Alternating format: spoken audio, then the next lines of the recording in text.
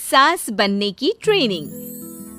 सुधा के बेटे की शादी होने वाली थी और वो इतनी एक्साइटेड थी कि आज मैं ऊपर आसमान नीचे, आज मैं आगे जमाना है पीछे। अरे हाँ भाग्यवान, तू सबसे आगे ही है। लेकिन हुआ क्या है? सास बनने वाली हूँ मैं। अरे घर में एक नया सदस्य आ जाएगा, कितना अच्छा लगेगा ना।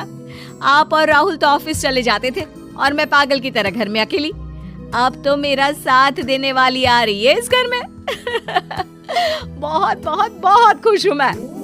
ओहो ठीक है बेगम, लेकिन अपनी खुशी को लगाम लगा कर रखो। क्या पता कैसी आए, तुम्हारा साथ देने वाली आए या फिर ऐसी आ जाए जो तुम्हारी शक्ल देखना भी पसंद ना करती हो। ऐसा क्यों बोल रहे हैं जी? शुभ नहीं बोल सकते तो अशुभ तो ना बोले। अच्छा जल्दी से तैयार हो जाओ, चांदनी चौक जाना है शादी की शॉपिंग के लिए। हाँ, थोड़ी सुबह तो हो जाने दो, दुकानें बाजार खुल तो जाए। तुम सच में ना पागल हो गई हो बहू के आने की खुशी में। बेटा माँ की हरकतें देख रहा था। वो सारी बात फोन पर अपनी होने वाली बीवी राशि को बताता है। फिर पता है क्या हुआ? माँ ना सुबह 6 बजे ही पापा को चांदनी चौक जाने को कहने लगी। दूसरी तरफ राशि कहती है, अरे वाह, ये तो बहुत अच्छी बात है ना। सास इतना सोचने वाली मिल रही है, और क्या चाहिए। मैंने भी सोचा है मम्मी जी के साथ बहुत प्यार से रहूंगी, उनका ख्याल रखूंगी और प्यार करूंगी। राहुल भी खुश था। लेकिन बाजार में सुधा जी और उनके पति को एक अजीब सी दुकान दिखती है जिसके बाहर लिखा होता है, हमारे यहाँ सास बनने की ट्रेनिंग दी जाती है। ये देखिए जरा, लग रहा है आजकल के लोगों को कोई काम नहीं है। अरे सास बनने की भी ट्रेनिंग होती है क्या? दुकान के सामने एक पिंजरा था, उसमें एक तोता बंद था। सुधा की बात सुनकर तोता बोल पड़ता है, अरे नादान औरत, अगर सास सही तो पूरा घर सही रहता है, परिवार बंधा रहता है और आने वाली जनरेशन संस्कारी होती है। लेकिन तू क्या समझेगी? जा जा आगे जा। ओए, तोते बड़ा बोल रहा है, क्यों आगे जाऊं? मैं नहीं जा रही। देखा देखा, तेरे जैसी औरत को तो सास बनने की ट्रेनिंग लेनी ही चाहिए। निकाल 1000 रुपये और जान दर, नहीं तो पूरी जिंदगी रोती रहेगी। सुधा को तोते की बात में दम लगता है। ए जी, निकालो ना जरा 1000 रुपए। अरे पागल हो क्या? जानवर की बात में आ रही हो? किस पागल आदमी की सुन रही हो, जिसे ये भी नहीं पता कि तोता जानवर नहीं पक्षी होता है। चलो निकालो 1000 रुपये और अंदर जाकर सास के रूप में जीवन को सफल कर लो। हाँ जी, बात तो ये सही बोल रहा है। कहाँ मैं आपकी बात में आ रही हूँ? मैं तो अंदर जा रही हूँ, 1000 रुपये दीजिए। पति क्या करता, बीवी की आज्ञा सर आंखों पर। लेकिन जैसे ही सुधा अंदर जाती है, सामने कई औरतें पहले से ही बैठी होती हैं। मेरी पहली बहू के वक्त मैंने इतना नहीं सोचा था, और आज वो मेरे सर पर चढ़कर नाचती है। गुरुजी, कोई उपाय बताए। तभी गुरु की नजर सुधा पर पड़ती है और वो आंखें बंद कर लेता है। तू पहले भी मेरी दुकान के सामने से होकर गई थी ना, तब क्यों नहीं आई? औरत जो कि गुरु के साथ मिली हुई थी। महाराज, तब पता नहीं था कि सच में सास बनने की भी ट्रेनिंग लेनी होती है। लगा था घर में कोई सदस्य आ रहा है जो सारा दिन मेरे साथ रहेगी, लेकिन ऐसा तो कुछ भी नहीं हुआ गुरुजी। चल फिर पैकेज लेकर 20,000 वाला कल से आ जाना। जी महाराज, गुरुजी की जय हो। वो औरत भी सुधा को देखती है और कहती है, सही जगह आई हो बहन। 10-20 हजार का मुंह नहीं देखना भाई, बस घर बस जाए तो सोचो गंगा नहा ली। बहुत कमा लेंगे अगर परिवार एक रहा, नहीं तो बुढ़ापा वृद्धाश्रम में बिताओ। सुधा डर जाती है।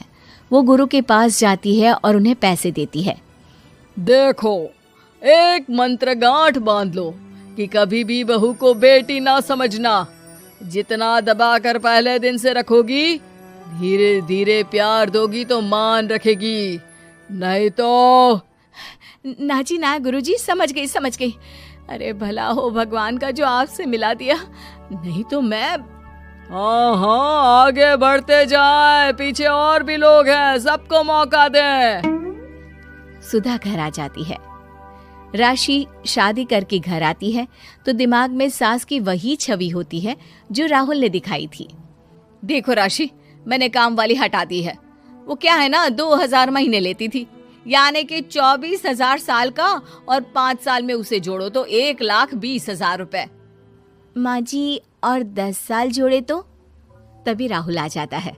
अरे बस बस, इतना मत जोड़ो, फिलहाल भूख लगी है, कुछ खाने को दो। अरे पर बर्तन तो गंदे हैं ना, काम वाली तो आई नहीं, फिर बर्तन कौन धोएगा? अरे कौन धोएगा मतलब? तू धोएगी? मैं? ठीक है, मैं धो लेती हूँ। धो कर देती हूँ, आप खाना बना ले। अरे खाना भी तू ही बनाएगी? ये क्या बात होती है माँ, क्या हो गया तुझे? कल तक तो कुछ और ही बोल रही थी। लेकिन सुधा का व्यवहार सुधरने का नाम ही नहीं ले रहा था। बहू और बेटा ससुर से बात करते हैं। पिताजी, क्या हो गया है माँ जी को? वो क्यों ऐसे व्यवहार कर रही है जैसे मैं कोई नौकरानी हूँ?